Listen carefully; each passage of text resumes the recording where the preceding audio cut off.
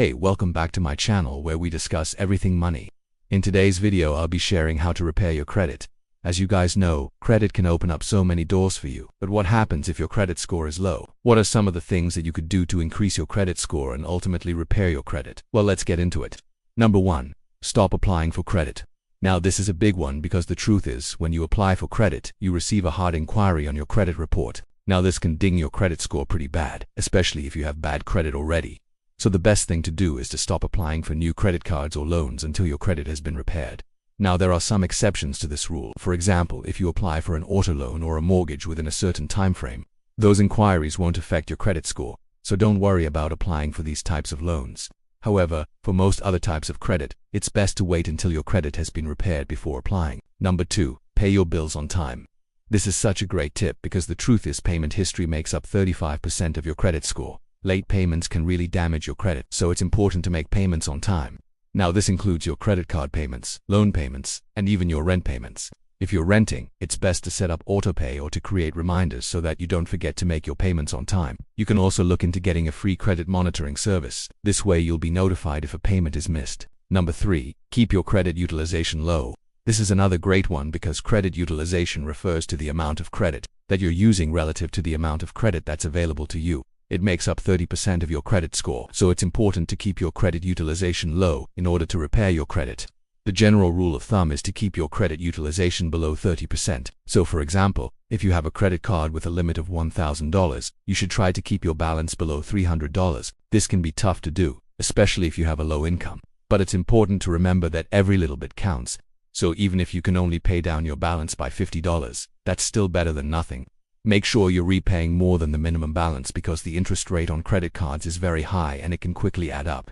It might take some time, but by following this tip, you'll be able to keep your credit utilization low and repair your credit. Number 4. Don't close your old accounts. Now here's the deal. Closing your old accounts can actually hurt your credit score. That's because when you close an account, it reduces the amount of available credit that you have, which can raise your credit utilization ratio. Additionally, closing an account can also lower your average age of credit history, which is another factor in your credit score calculation. Plus, when you close an account, it can also lower your credit limit, which can negatively impact your credit score. Finally, closing an account can also reduce the number of positive payment history that you have, which again can negatively impact your credit score. So basically what I'm trying to say is that it's best to keep your old accounts open, even if you don't plan on using them. That way you'll be able to maintain a good credit score. Number 5. Become an authorized user on a credit card. This is a good one. Becoming an authorized user on a credit card allows you to benefit from someone else's good credit history. As an authorized user, you'll be added to the account and will start receiving reports of the primary cardholder's payment activity, which will then be reflected in your own credit report. This can help you establish credit history and improve your credit score, especially if the primary cardholder has a good credit history and uses their card responsibly. However, it's important to note that you won't be able to use the card or see any of the charges. You'll just be able to benefit from the positive impact on your credit report. So it's best to ask a trusted friend or family member if they would be willing to add you as an authorized user on their credit card. Just make sure that they're responsible with their credit card usage so that you can benefit from the positive impact on your credit report. Number 6. Request a credit limit increase. Now, this is a great one because increasing your credit limit can help you repair your credit in a few ways.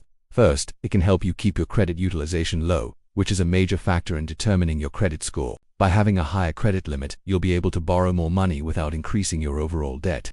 Second, it can help you increase your average age of credit history, which is another factor in your credit score calculation. The longer you've had your credit card, the more established your credit history will appear to lenders, which can lead to a higher credit score. Third, requesting and getting approved for a credit limit increase can demonstrate to lenders that you are a responsible borrower, and this can help improve your credit score over time. To request a credit limit increase, simply contact your credit card issuer and ask for a higher limit. Be sure to provide the necessary documentation and be prepared to make your case for why you deserve a higher limit. Number 7. Pay down your debt. This is probably the most important tip on this list because it can have a major impact on your credit score. When you carry a balance from month to month, you're essentially borrowing money from your credit card issuer, and the longer you take to pay it back, the more interest you'll have to pay. This can lead to a cycle of debt that can be difficult to break. That's why it's important to pay down your debt as much as possible. This will not only help you save money on interest, but it will also improve your credit score by lowering your credit utilization ratio and increasing your payment history. There are a few different ways that you can go about paying down your debt. You could use the snowball method. which involves paying off the smallest balance first and then rolling that payment amount into the next smallest balance and so on. Or you could use the avalanche method, which involves paying off the highest interest rate debt first.